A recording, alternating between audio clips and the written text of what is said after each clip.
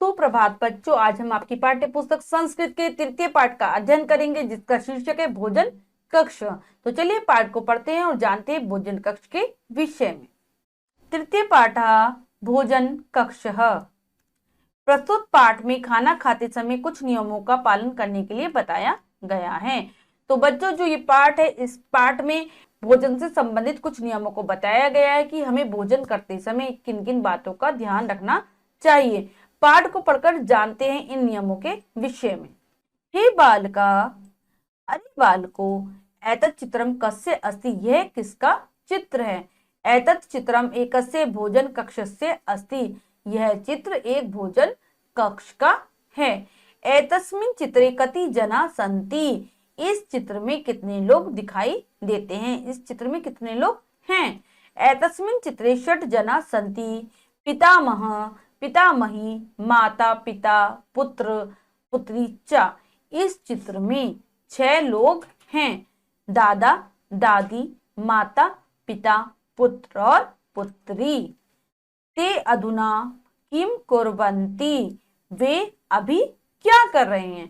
ते काष्ठफलकं परितः आसन्दिकासु उपविष्टः, वे लकड़ी की मेज के चारों तरफ कुर्सियों पर बैठे हैं। ते किमर्थम अत्र उपविष्टा, वे किस लिए यहाँ बैठे हैं। ते भोजनार्थम भोजनाय अत्र उपविशन्ति, वे भोजन के लिए यहाँ बैठे हैं। काष्ठफल के किम किम अस्ति, लकड़ी की मेज पर क्या क्या है। आर्य साधु आर्य अत्र सूप पात्रम शाक पात्रम जल कुंडम ओदन पात्रम च, श्रीमान, यहाँ पर दाल का बर्तन, सब्जी का बर्तन, जल का जग और चावल का बर्तन है। साधु, अच्छा, एकस्मिन् करंडके फलानि सन्ति, और एक फलों की टोकरी में फल हैं। फलकस्य मध्ये एकम पुष्प गुच्छम अपि अस्ति, और लकड़ी की मेज के जो बीच में है एक फूलों का गुलदस्ता भी है। किम परिवारस्य सदस्य आनंदेन खादन्ति, क्या परिवार के सदस्य आनंद से खुश होकर खाते हैं। आम ते प्रसन्ना दृश्यते, हाँ, ये प्रसन्न दिखाई देते हैं, ये खुश दिखाई देते हैं।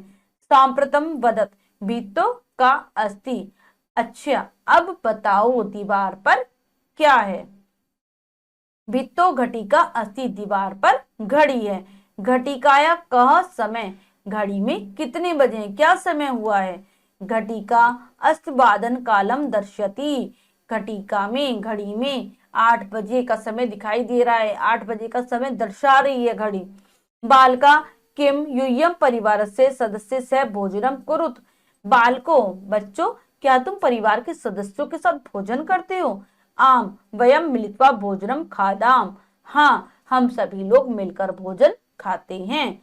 शोभनम, अच्छा, किम भोजनात् पूर्वम हस्तो प्रक्षाल्यत, क्या आप भोजन से पहले अपने हाथों को धोते हो। आम आर्य, हाँ श्रीमान। बालका भोजनात् पूर्व हस्तपादो प्रक्षाल्यत भोजनम प्रसंचित खादेत, बालको, बच्चों, भोजन से पूर्व हाथों और पैरों को अच्छी प्रकार से धोना चाहिए। भोजन प्रसन्नचित्तेन खादत, और भोजन को खुश होकर खाना चाहिए। प्रसन्नचित्त, प्रसन्न मन से खाना चाहिए भोजन को। स्वास्थ्यकरम भोज्यम खादेत, स्वास्थ्यकारी पौष्टिक भोजन को खाना चाहिए।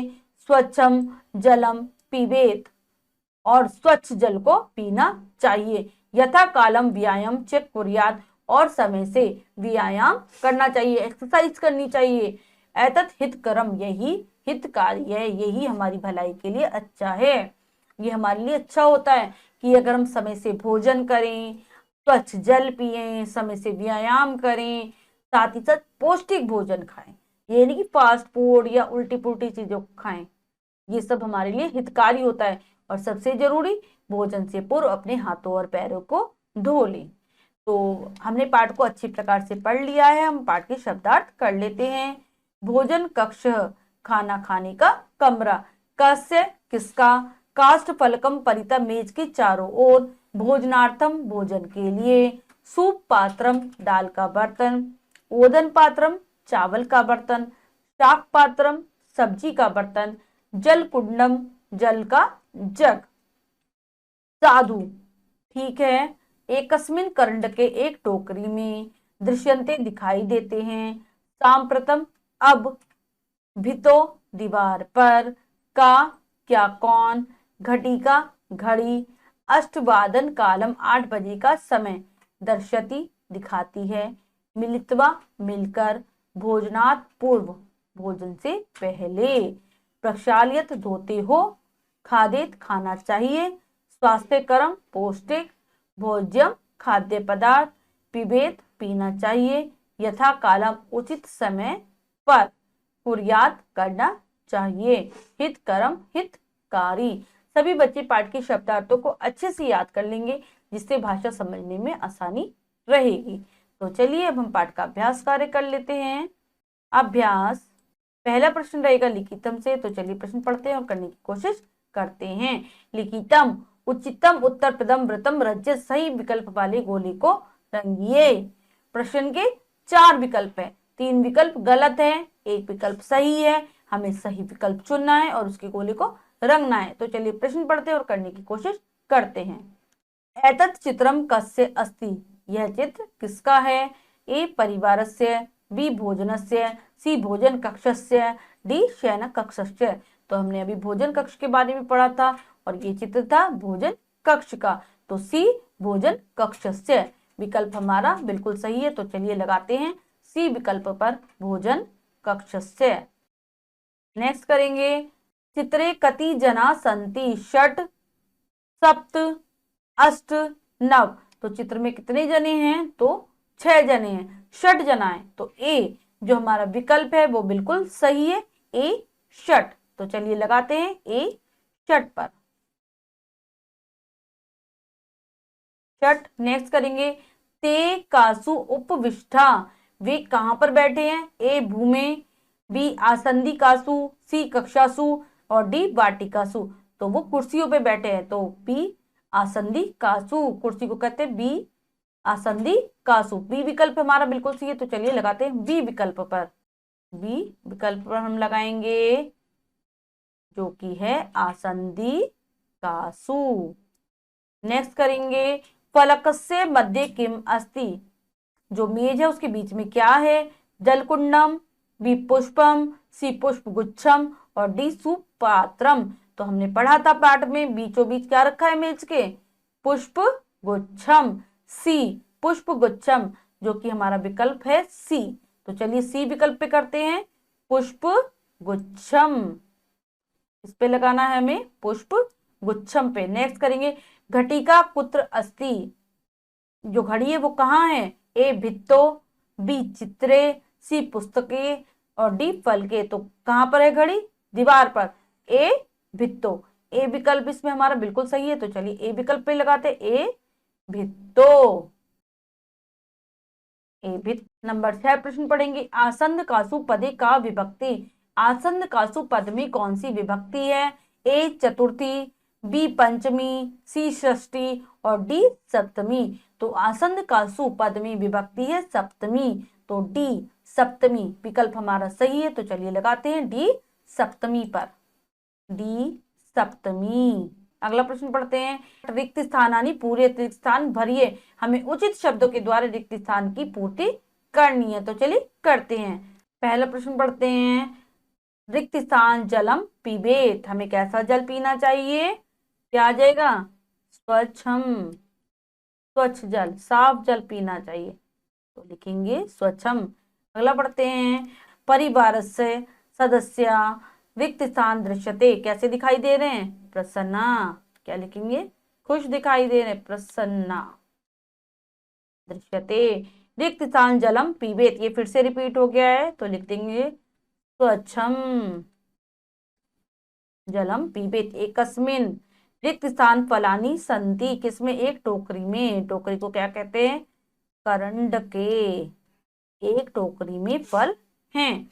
रिक्त स्थान मध्य एकम पुष्प गुच्छम अस्ति, तो किसके? मेज के बीच में, मेज को क्या कहते हैं? फलकस्य, फलकस्य मध्य एकम पुष्पम गुच्छम अस्ति, मेज के बीच में एक फूलों का गुलदस्ता है।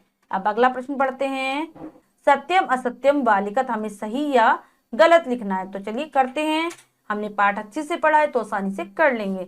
एतस्मिन् चित्रे षटा जना संति, 6 जने हैं चित्र में, बिल्कुल सही बात है। सत्यम। सर्वे जना भोजनम खादंती, सभी लोग भोजन खा रहे हैं, ये भी सत्य है। घटिका 10 वादन कालम दर्शति, घड़ी में 10 बज रहे हैं, नहीं 8 बज रहे हैं, तो ये असत्य हो जाएगा, असत्यम। काष्ठक फल के फलानी न संति, मेज पर फल नहीं है, ये भी गलत बात है असत्यम। नेक्स्ट करेंगे। पितामह पितामही भोजनम न खादत, दादा और दादी भोजन नहीं खा रहे, नहीं खा रहे हैं, ये भी हो जाएगा असत्यम।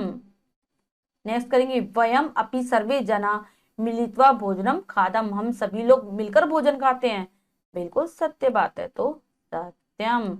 अब अगला प्रश्न करते हैं। सुमेलनम कुरुत, सुमेल कीजिए। आ और बा 2 कॉलम है जिनमें हमें मिलान करना है, तो चलिए करते हैं। षट जनः चित्रम भोजन कक्षस्य भित्तो घटिका करंडके फलानि च सन्ति फलकस्य मध्ये पुष्पगुच्छम स्वास्थ्यकरम भोजनम। तो बच्चों, हमने इस पाठ के अभ्यास कार्य को अच्छी प्रकार से पूर्ण कर लिया है।